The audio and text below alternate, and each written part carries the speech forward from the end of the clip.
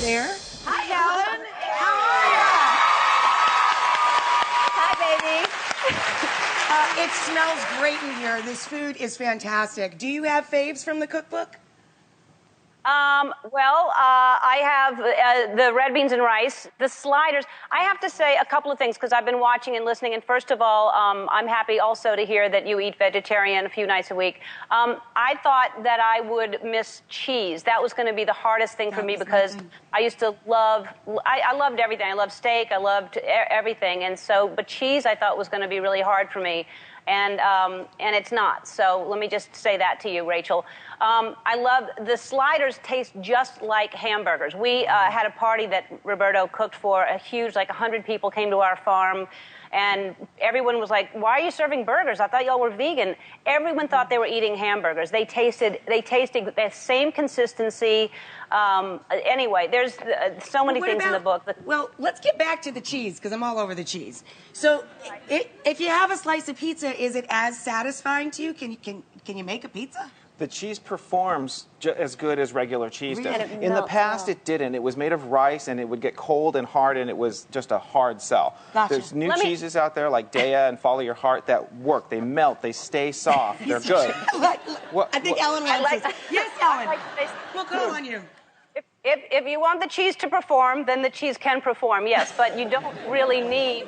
I found that you can have pizza without cheese, and it's delicious because the cheese is so heavy, and so it fills you up, and you feel, until you know the difference, you really think, oh, well, that's all that pizza is with cheese. But when you have it with just tomato sauce and just vegetables and just things, there's more room for cocktails. You can drink more. Yeah. I'm in. I like that. I'm in. I love that. That's great math. Yeah. That's the best sell ever. I'm done. I'm right in there. Is there anything that you do miss though, Ellen? And how long does it take for your body to switch up and stop craving things like cheese and that sort of what we associate with having a nice big comfort food full feeling? Well, as Portia said, we read something called Skinny Bitch. We started doing more research and stuff. So for me, honestly, I would eat cardboard rather than go back to eating animals. That's just me because I did it for a lot of different reasons. But if you're doing it for health reasons and it's not an animal issue for you, it really is, there are good foods out there. You just have to search them out because unfortunately not everyone encourages this. And when you're at a restaurant, you have to kind of request it. And there's enough that you feel like you're eating really good food, you're full. I started seeing, like, my skin changed. Yeah. I used to get facials all the time, and I had rosacea, and I just thought I had rosacea. And after, just 2 weeks, my rosacea went away, and I started losing weight, especially the cheese thing. I started losing weight. I had more energy. I slept better. I didn't get sick. I mean, there were so many things so there's benefits to whatever you feel like you're missing out on, you're gaining in so many other, healthful ways. And there's statistics saying that 1 out of 3 kids born today will have type 2 diabetes because of the food they're eating. We talk about all the time on the show and trying to lower those rates. Yeah. And how you can control the healthcare costs of the future is to control your health. Exactly. Period. Exactly. But I have to say, too, that one of the best things about this is the weight loss.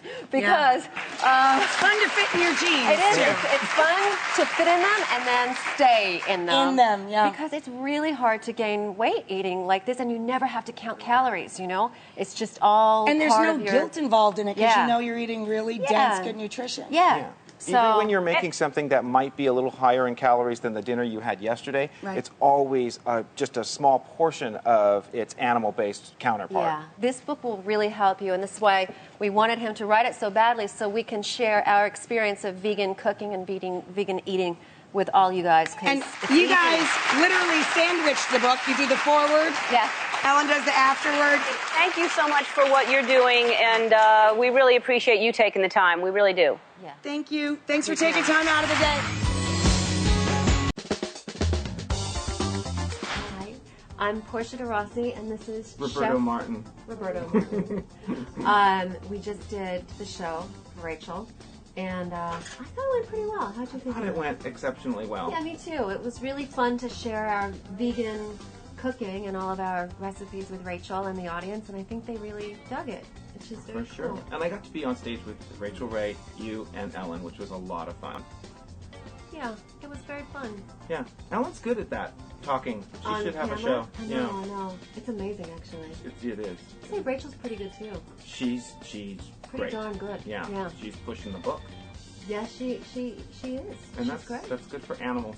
Yeah, it's great for animals. And good for people. And by the way, you probably should get a shot of this. It is kind of half devoured, but the staff actually prepared this for me and Roberto before we went out. The date's really yummy. What's it stuffed with? Like almonds and some sort of Oh my tofuti. That's incredible. Right? That's like a donut. You'll have to make this for us. I will. Anyway, we had the greatest time. We're full and happy, and And we're going home. we're going home. Bye.